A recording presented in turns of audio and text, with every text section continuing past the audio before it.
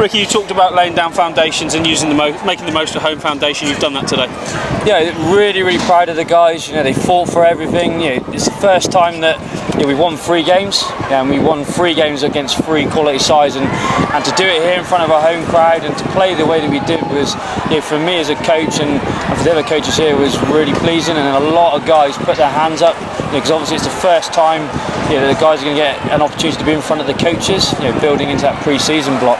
And we're seeing from previous years the experience they're learning from competitions like this. The likes of Sam Simmons, it was immense today. Yeah, I said to the guys at the end, I said, the most pleasing thing for me as a coach is we actually played some really, really good 7's.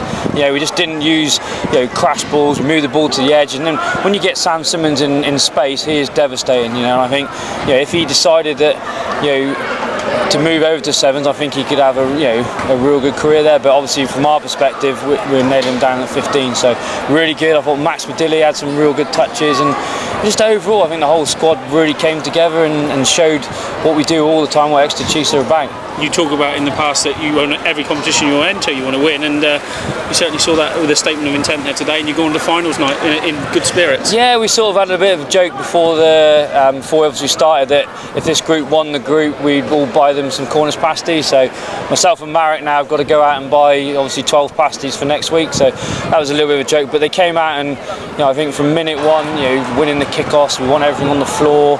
They fought for everything, and it's really, really pleasing obviously to do it here in front of a home crowd, which I thought was outstanding. The noise that they bring to the side when we're attacking really lifts the guys as well. It's tough conditions, and it's a tough old sport, 7's. You don't realise how physically demanding it is on the body and how much it takes up in such a short space of time. Yeah, I think it's demanding on your conditioning. I think it's also demanding on your skill sets as well, because if you get a pass wrong, defence can shut you down. If you put a ball behind, it will check you and you can't get up to top speed. And I think that was probably the most pleasing thing today, that we put our balls in front of the runners, which allowed us then to attack the space. And when we did get the ball to the edge, we either had a go at them on the outside or we came back in. And if we played 3-4 phases, we knew that we could score. And it does test your lungs, your body.